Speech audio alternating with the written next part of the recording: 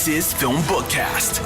FilmBookCast. FilmBookCast, the official podcast of FilmBook. Get ready for the latest in film news, TV show news, and theatrical reviews. FilmBook's podcast starts now. Hello, and welcome to FilmBookCast, the official podcast of FilmBook. I'm Kevin Allen. If you're tuning into FilmBookCast for the first time, welcome, and thank you. If you listened before, welcome back and thank you. Here's some of the stories I'll be talking about this week. George Floyd has been laid to rest in his hometown of Houston. Dave Chappelle drops a surprise new Netflix special called 846, and as you would expect, Chappelle doesn't shy away from the murder of George Floyd or police brutality. After years of criticism about lack of diversity on the show, ABC has its first Black Bachelor, and Los Angeles rolls out its safety protocols for restarting TV and film production. I'll also have a review of the new Spike Lee movie, Da 5 Bloods. The film tackles black inequality through the prism of the Vietnam War, so the movie feels very timely. But I think Lee would argue that his films aren't timely or prescient per se, they just address long-standing problems that so far the United States as a whole has refused to address. Maybe this time will be different. Anyway, I don't think Da 5 Bloods is Spike Lee's best movie, but it is good. The history lesson and social commentary are mixed with enough heist movie and buddy movie elements that I think most people will appreciate this film. You can find more FilmBook podcasts on film-book.com by using the search term FilmBookCast. You can also email us at podcast@film-book.com with FilmBookCast in the subject line.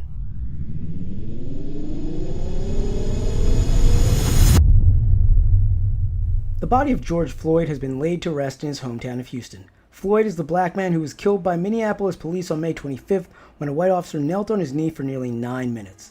That officer has since been fired and now faces charges of second-degree murder, third-degree murder, and manslaughter. On Tuesday, Floyd's remains were buried in a cemetery next to his mother's grave. Floyd's death inspired worldwide protests calling for an end to systemic racism and police brutality.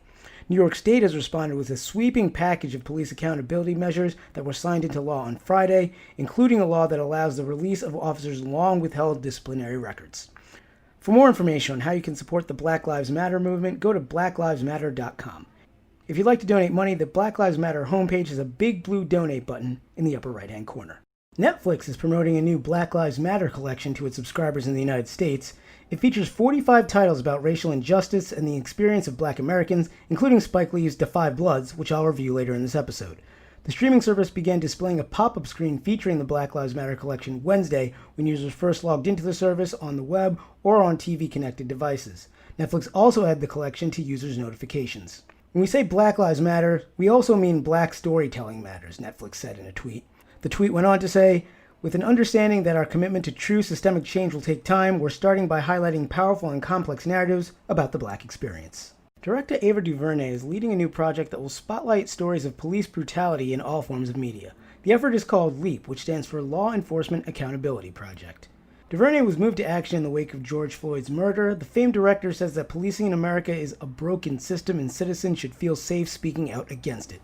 Police brutality and systemic racism have long been subjects of DuVernay's work, including the Oscar-nominated Selma and 13th, as well as her Netflix miniseries When They See Us. DuVernay will release and fund LEAP projects through her Array Alliance nonprofit label, which was founded in 2010 to promote films by women and people of color. The plan is to fund 25 projects over the next 2 years.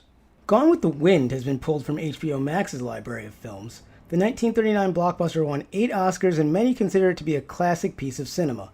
However, the movie has long been considered controversial and disliked for its romanticized portrayal of slavery, the Confederacy, and Southern plantation life. In a statement, HBO Max said in part, "These racist depictions were wrong then and are wrong today, and we felt that to keep this title up without an explanation and a denouncement of those depictions would be irresponsible. So when we return the film to HBO Max, it will return with a discussion of its historical context and a denouncement of those very depictions. But will be presented as it was originally created, because to do so otherwise would be the same as claiming these prejudices never existed."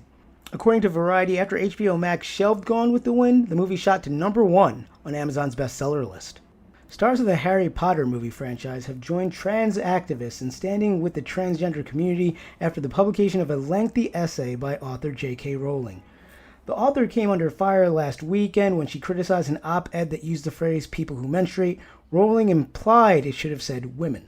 The famed author continued with another thread speaking about the concept of biological sex. She said she felt compelled to tweet her thoughts about her experience with domestic abuse and sexual assault. To quote her post, "I stand alongside brave women and men gay, straight, and trans who are standing up for freedom of speech and thought and for the rights and safety of some of the most vulnerable people in our society. Young gay kids, fragile teenagers, and women who are reliant on and wish to retain their single-sex spaces. Now, Rowling's tweets caused a firestorm of responses from the LGBTQ community and others who were upset with her words. A Harry Potter fan group tweeted its disapproval with Rowling's post and encourages followers to donate to a group that supports transgender women. Actors Daniel Radcliffe and Emma Watson, who appeared in the Harry Potter films, as well as Eddie Redmayne, who stars in the Harry Potter prequel films, have all come out against Rowling's comments. Safety protocols for restarting film and TV production in Los Angeles were announced on Thursday. Some of the rules are health checks for all vendors and employees when they arrive on set, protocol and workflow assessment to ensure proper social distancing and infection control, designation of a workplace COVID-19 compliance officer, and established procedures for any employee exhibiting coronavirus symptoms or for those who test positive. Productions were allowed to resume as of Friday, but at the time of this episode's recording, there were no reports of any shoots that had gotten back underway. The announcement of the protocols came as Los Angeles County reported its highest single-day total of new coronavirus cases since the pandemic began. 1,857 new confirmed cases were reported on Thursday. More than 68,000 cases have been confirmed across LA County since the start of the outbreak, and more than 2,700 people have died. AMC Theaters hopes to reopen its cinemas in July following staggering losses due to the coronavirus lockdown. According to the Wall Street Journal, AMC lost $2.2 billion during the first quarter of the year thanks to the COVID-19 crisis. The world's largest movie theater chain has high hopes for a comeback in July, since that's when highly anticipated movies like Christopher Nolan's Tenet and Disney's live-action remake of Mulan are expected to come out. However, many surveys suggest that even with social distancing rules in place, many would-be moviegoers wouldn't feel comfortable going to the theater for at least a few months. Work on the sequel to Spider-Man Into the Spider-Verse is up and running again following massive delays caused by the COVID-19 crisis. On Monday, the movie's lead animator tweeted out, quote, "First day on the job." The second Into the Spider-Verse movie was confirmed back in November. It was originally set to hit the big screen on April 8th, 2022, but was delayed till October 7th that same year due to the pandemic. Let's take a look at some movie trailers.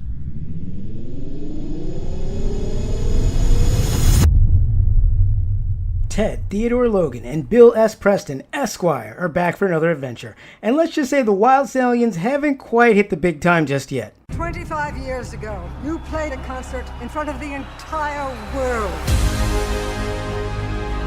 1 month ago, you played in Barstow, California for 40 people, most of whom were there for $2 taco night. The first trailer for Bill and Ted Face the Music dropped earlier this week. For their third adventure, it looks like Bill and Ted plan to travel to the future to steal their own music, thus going from failed musicians to rock gods overnight. Although, I guess if you have a time machine, it's quicker than overnight. Anyway, I'm sure hijinks will ensue. Keanu Reeves and Alex Winter have returned to reprise their roles. Dean Parasot directs, and the screenplay was written by Chris Matheson and Ed Solomon. Bill and Ted Face the Music is scheduled to be released on August 21st.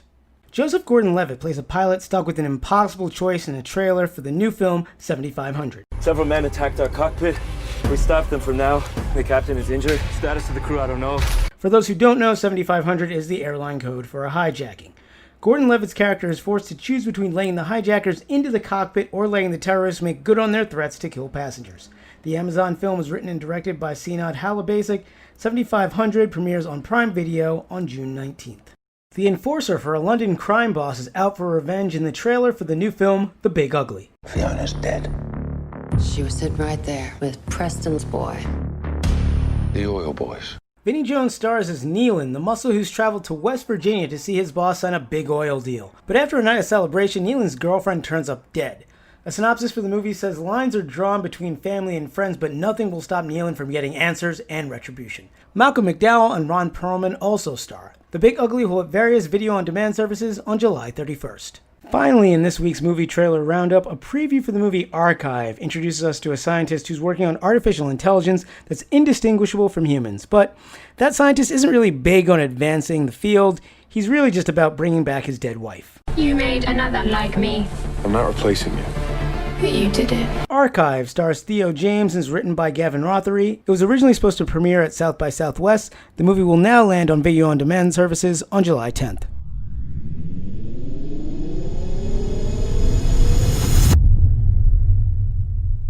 Comedian Dave Chappelle is back with a new Netflix special entitled 846, which refers to how long former Minnesota police officer Derek Chauvin kneeled on George Floyd's neck before he died.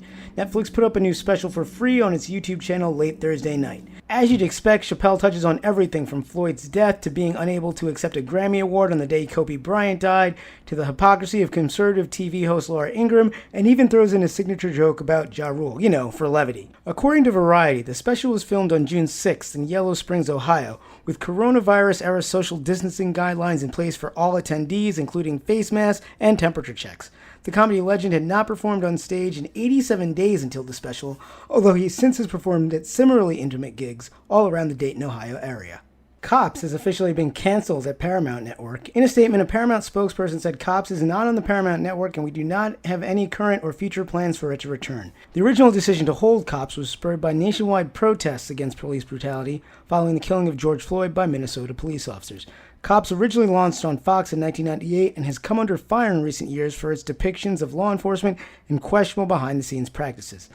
Similarly, A&E has pulled the plug on Live PD in the wake of ongoing protests against police brutality and concerns over police activity following the killing of George Floyd. The cancellation comes following revelations that a camera crew from Live PD last year filmed the death of a black man who was in the custody of Austin law enforcement. That video was later destroyed. Following a petition urging ABC to address a lack of diversity on its enormously popular reality dating franchise, ABC has cast its first black bachelor. Matt James will be the star of the 25th season of The Bachelor. James, who's 28, was a popular contestant on season 16 of The Bachelorette and is the best friend of former Bachelorette contestant Tyler Cameron, with whom he runs the nonprofit ABC Food Tours.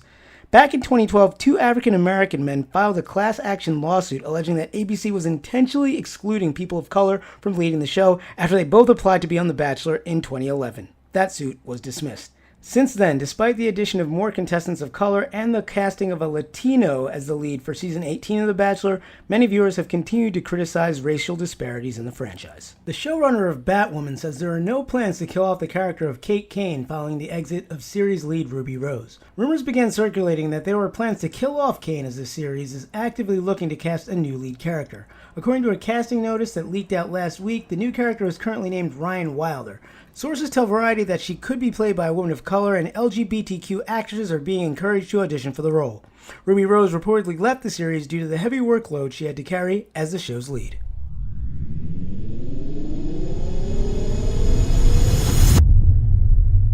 It's TV trailer time. HBO has released a trailer for I'll Be Gone in the Dark. It's a 6-part documentary series about the hunt for the Golden State Killer undertaken by crime writer Michelle McNamara.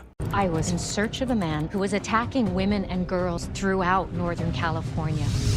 It was McNamara who coined the name for the Golden State Killer, who terrorized California in the 1970s and 80s, and he was responsible for 50 home invasion rapes and 13 murders after investigations tied together a series of crimes from both Northern and Southern California. After decades of investigations that included not only McNamara but also advancements in forensic DNA testing, former cop Joseph D'Angelo was arrested in Sacramento in April of 2018. Episode 1 of I'll Be Gone in the Dark debuts on Sunday, June 28th, with new episodes debuting each subsequent Sunday. The Doom Patrol is returning for Season 2. The DC Universe's ragtag bunch of heroes will be out to save the world once again if they can find a new way to grow up both figuratively and literally. Those annoying, feckless losers that I live with are my family.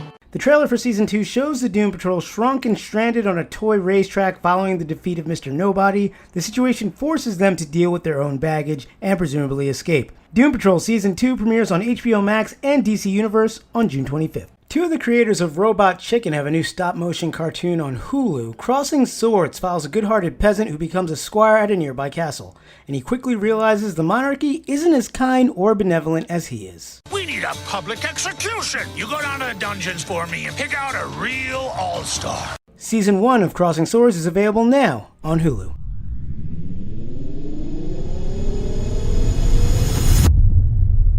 This week's movie review spotlight focuses on the newest Spike Lee joint, Da 5 Bloods.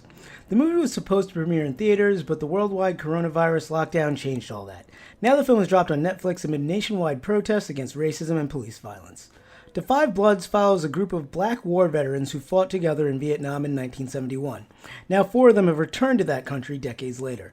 Clark Peters, Isaiah Whitlock Jr., Norm Lewis, and Delroy Lindo star as the vets with one last mission to complete: recover the body of their squad leader, who is nicknamed Stormin' Norman. Stormin' Norman is played by Chadwick Boseman of Black Panther fame. In flashbacks, we see Norman and the other Floor Bloods being sent into the Vietnamese jungle to recover a stash of gold bars from a downed U.S. plane. The gold is meant to buy the allegiance of local fighters to help against the Viet Cong, but the Bloods, upon finding it, make other plans.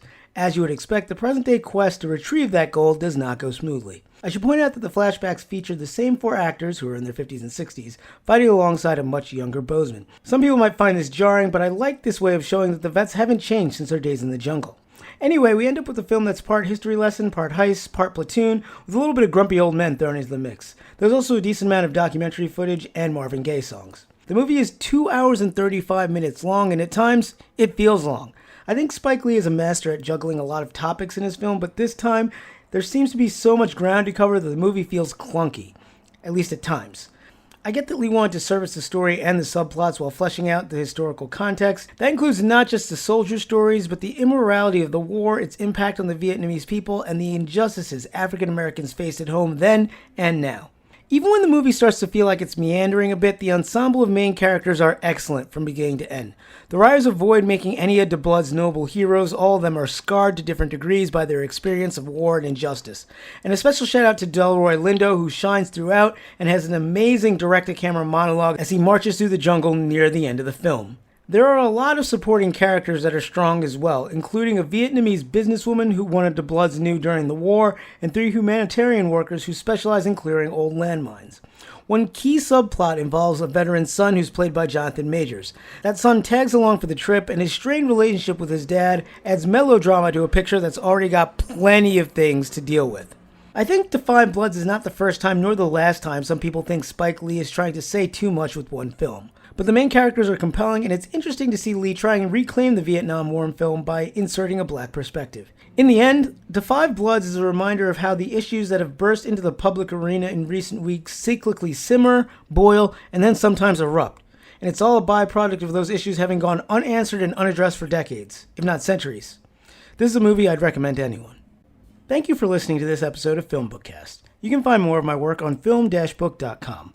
Just search for Kevin Allen or FilmBookCast. You can also find me on Twitter at KAllenNYC. If you listen to this podcast on iTunes or another podcast service, please rate and review this episode. If you're listening to this podcast on our YouTube channel, FilmBook Podcast, please like our video, subscribe to our channel, and leave us a comment in the comment section. It helps other people discover our podcast. Please also consider becoming one of our patrons on Patreon at patreon.com/filmbook. Your support helps us create more engaging content. You'll find our Patreon link below in the description. If you want to tweet about this podcast, use the hashtag FilmBookCast. Tune in next week for a new episode of FilmBookCast. Thanks for listening. I'm Kevin Allen.